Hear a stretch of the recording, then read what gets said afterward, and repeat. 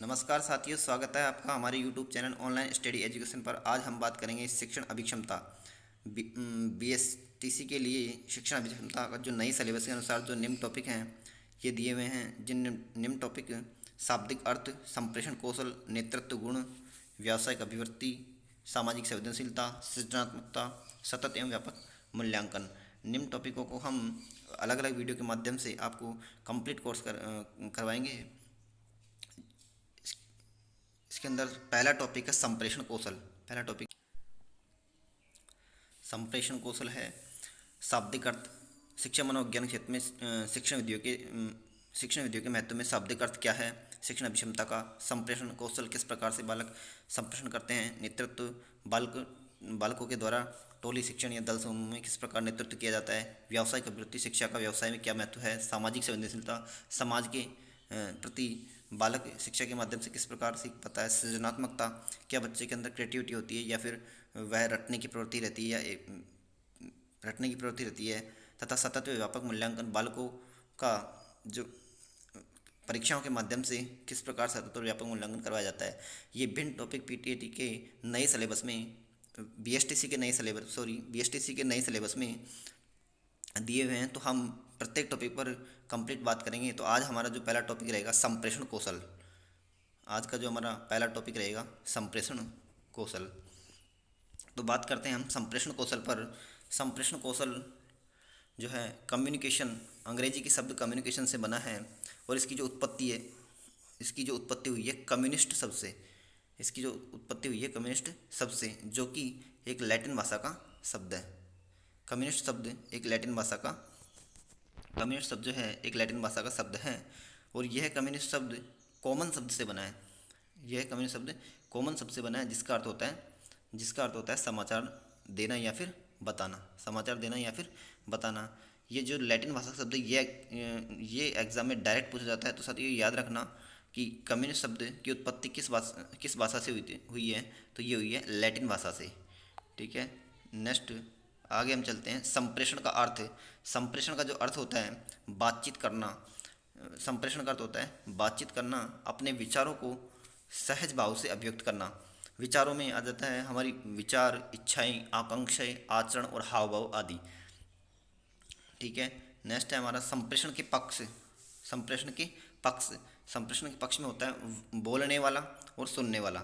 बोलने वाला होता है वक्ता, प्रेषक, संप्रेषक, कर्ता अर्थात करने वाला या फिर बोलने वाला। संप्रेषण करने वाला जो होता है वह कहलाता है संप्रेषक कर्ता, या इसे प्रेषक भी कहते हैं। और जो सुनने वाला होता है वह होता है श्रोता, ग्राही या संप्रेती। इसको हम एक उदाहरण के माध्यम से समझते हैं। उदाहरण में जैसे अध्यापक विद्यार्थियों को समझाता है, तो यहाँ पर जो अध्यापक है विद्यार्थियों को समझाता है, तो अध्यापक क्या हुआ यहाँ पर, अध्यापक हुआ संप्रेषण करता, तथा जो विद्यार्थी है यहाँ पर क्या होंगे, संप्रेषित होंगे या फिर ग्राही या श्रोता होंगे। ठीक है साथियों, ये नोट्स मेरे खुद के लिखे हुए नोट्स हैं आप चाहे तो इन नोट्स को आप खुद अपनी कॉपी में नोट कर सकते हैं। और इसमें जो नोट्स के अलावा भी मैं आपको अन्य जो डिटेल दूंगा, आपको बताऊंगा, उसके बारे में भी आप एक्स्ट्रा रूप में ऐड कर सकते हैं। नेक्स्ट हम बात करते हैं आगे संप्रेषण की विशेषताएं। तो संप्रेषण की निम्न विशेषताएं दी हुई है, हमें 5 विशेषताएं दी हुई हैं। संप्रेषण एक द्विध्रुवीय प्रक्रिया है। ठीक है, संप्रेषण एक द्विध्रुवीय प्रक्रिया है। कैसी प्रक्रिया? संप्रेषण एक द्विध्रुवीय प्रक्रिया, अर्थात संप्रेषण किसी एक व्यक्ति के मध्य नहीं हो सकता है। संप्रेषण के लिए कम से कम 2 व्यक्ति आवश्यक होते हैं, या तो 2 या फिर 2 से अधिक व्यक्ति हो सकते हैं।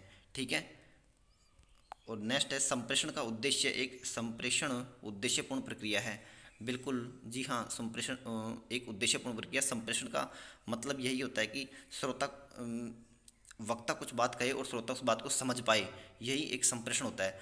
अदरवाइज वह संप्रेषण नहीं कहलाता है। नेक्स्ट आगे संप्रेषण कला एवं विज्ञान है। संप्रेषण कला एक विज्ञान है। और चौथा पॉइंट है संप्रेषण एक सामाजिक प्रक्रिया है। बिल्कुल, संप्रेषण एक सामाजिक प्रक्रिया है। मानवीय संबंध स्थापित होते हैं, बिल्कुल, हम मानव से संबंध स्थापित किए बिना हम संप्रेषण नहीं कर सकते हैं। तो यह एक सामाजिक प्रक्रिया होती है जिसमें मानव से संबंध स्थापित करने पड़ते हैं, इसके बाद ये प्रक्रिया पूर्ण होती है, संप्रेषण प्रक्रिया। ठीक है, और संप्रेषण एक अर्जित संपत्ति है। बिल्कुल, संप्रेषण संप्रेषण जो है यह एक जन्मजात संपत्ति नहीं है। संप्रेषण क्या है? एक अर्जित संपत्ति है। ठीक है। किस प्रकार बालक समाज में लोगों के बीच बैठता है, उठता है और लोगों के बीच संप्रेषण की कला को आगे बढ़ाता है, इस प्रकार वह इस चीज़ को, संप्रेषण को प्राप्त कर पाता है। तो यह एक अर्जित संपत्ति न कि जन्मजात संपत्ति है। संप्रेषण एक कला विज्ञान है साथियों। इस प्रकार का क्वेश्चन अभी पीटीटी में आता है। ऐसे क्वेश्चन डायरेक्ट उठते हैं यहाँ से। जैसे एग्जाम में आता है कि संप्रेषण है तो इस कला एवं विज्ञान, तो ये ध्यान रखना, ये इंपॉर्टेंट बनता है यहाँ से। इस प्रकार के क्वेश्चन सीधे आते हैं, तो इनको, इन पांचों पॉइंटों को आप एग्जाम के पॉइंट ऑफ व्यू से ध्यान रखना। नेक्स्ट आगे हम बढ़ते हैं। संप्रेषण के उद्देश्य। संप्रेषण का जो उद्देश्य होते हैं, यह होता है अधिगम को अर्थपूर्ण व समझयुक्त बनाना। अधिगम को अर्थपूर्ण समझयुक्त बनाना। बिल्कुल, संप्रेषण का उद्देश्य ये होता है अधिगम अर्थात सीखना, और सीखने को समझना, समझयुक्त बनाना ही संप्रेषण का मुख्य उद्देश्य होता है। प्रेरणा देना और सूचना देना। पारस्परिक संबंध स्थापित करना, संबंध के माध्यम से ही संप्रेषण करना। विभिन्न कौशलों का विकास करना। बिल्कुल, संप्रेषण के माध्यम से कौशलों का विकास किया जाता है। नेक्स्ट आगे बात करते हैं हम प्रभावी संप्रेषण। प्रभावी संप्रेषण। अब इस प्रभावी संप्रेषण को हम एक कक्ष के माध्यम से समझ पाते हैं। प्रभावी संप्रेषण में पहला जो पॉइंट है वह है प्रजातांत्रिक। प्रजातांत्रिक या फिर इसको लोकतांत्रिक भी कह सकते हैं। ठीक है। कक्षा में जब विद्यार्थियों को अध्यापक समझाता है, तो जो अध्यापक बालकों को जो समझाता है, उसके अंदर बालकों को पूर्णतः स्वतंत्रता होती है। अध्यापक के द्वारा समझाए गए किसी विषय वस्तु पर बालक स्वतंत्रतापूर्वक खड़े होकर उसके बारे में अध्यापक से पूछते हैं या समझ पाते हैं। तो उनकी इस प्रकार की स्वतंत्रता होनी चाहिए, जिससे कि जो है संप्रेषण प्रभावी बनता है। और दूसरी बात, अच्छी भाषा शैली। दूसरा जो पॉइंट है वह क्या है? अच्छी भाषा शैली।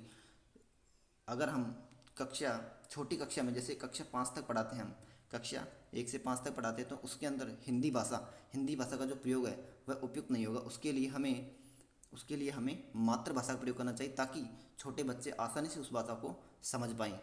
ठीक है। और बड़ी कक्षा के लिए हिंदी भाषा का प्रयोग करना होगा। बड़ी कक्षा के लिए हमें हिंदी भाषा का प्रयोग करना होगा। और तीसरा जो पॉइंट है हमारा सुनियोजित। बिल्कुल, सुनियोजित हमारा जो तीसरा पॉइंट है, कक्ष में प्रवेश करने से पूर्व किस प्रकार बालकों को पढ़ाना है, या किस बिंदु पर पढ़ाना है, या कितने समय में पढ़ाना है, वह सभी एक सुनियोजित तरीके से होना चाहिए, जिससे कि शिक्षण जो है प्रभावी संप्रेषण हो पाता है। और विभिन्नता का ज्ञान। कक्षा में विभिन्न स्तर के बालक होते हैं, उच्च स्तर के भी या निम्न स्तर के भी।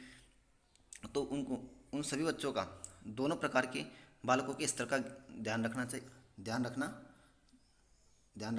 चाहिए, ताकि उनको आसानी से समझ आ पाए।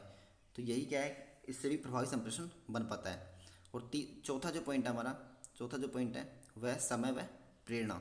समय, बिल्कुल निश्चित समय सीमा के अंदर ही पढ़ाना पड़ता है, या फिर किसी एक ही बिंदु पर बार बार पढ़ाएं, जिससे कि बच्चे बोरियत फील करें।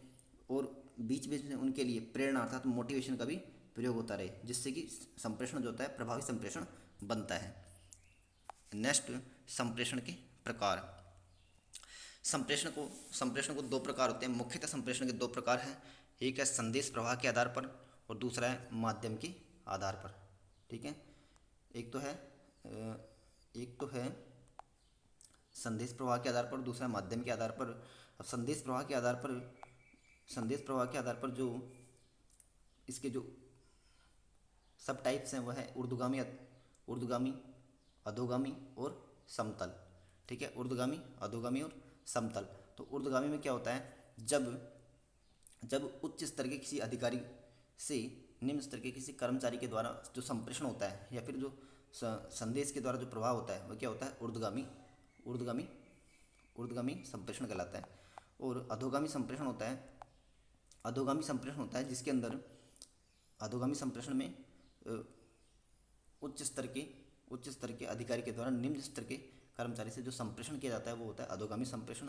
समतल संप्रेषण वह होता है जिसके अंदर विद्यालय में स्टाफ के सभी समान अध्यापकों के द्वारा जो संप्रेषण किया जाता है या संदेश प्रवाह किया जाता है, वह क्या होता है, समतल संप्रेषण कहलाता है। और माध्यम के आधार पर होते हैं शाब्दिक और सांकेतिक। शाब्दिक में होता है शाब्दिक में होता है एक तो लिख कर किसी चीज़ को बता दिया जाता है, तो वह कहलाता है लिखित संप्रेषण। और मौखिक संप्रेषण किसी बात को कहकर या बोलकर बता दिया जाता है, तो वह कहलाता है मौखिक संप्रेषण।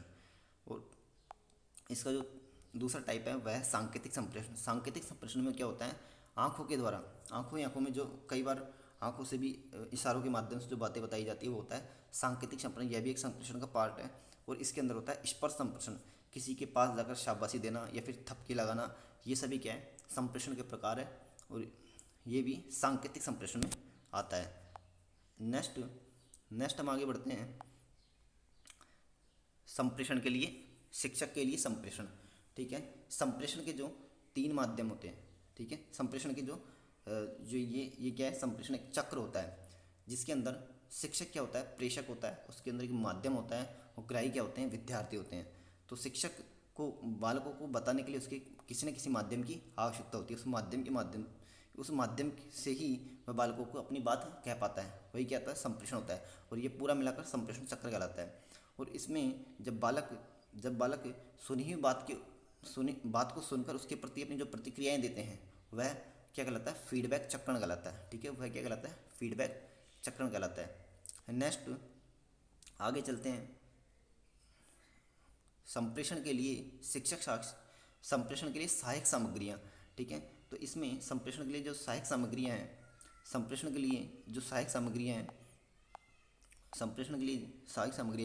एक तो है दृश्य, एक है श्रव्य, और एक है दृश्य श्रव्य।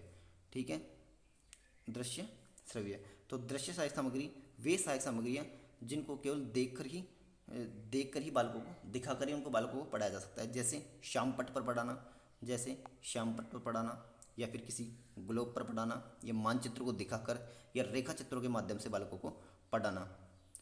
तथा श्रव्य सामग्री में क्या होता है, श्रव्य शिक्षण सामग्री में क्या होता है, जिसमें बालकों को सुनाकर पढ़ाया जाता है। जैसे रेडियो चला दिए, बालकों को सामूहिक रूप से बैठाकर रेडियो के माध्यम से उनको किसी कहानी या फिर किसी व्यक्तित्व के बारे में बताना, टैप रिकॉर्डर से या ग्रामोफोन से।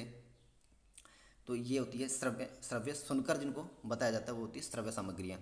और दृश्य श्रव्य सामग्रियाँ होती है। नेक्स्ट क्या है, दृश्य श्रव्य सामग्रियाँ। दृश्य श्रव्य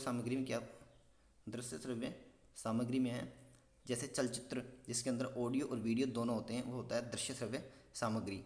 और नाटक के माध्यम से बालकों का जो नाटक करवाकर बच्चों को समझाना, कठपुतली के माध्यम से, टेलीविज़न।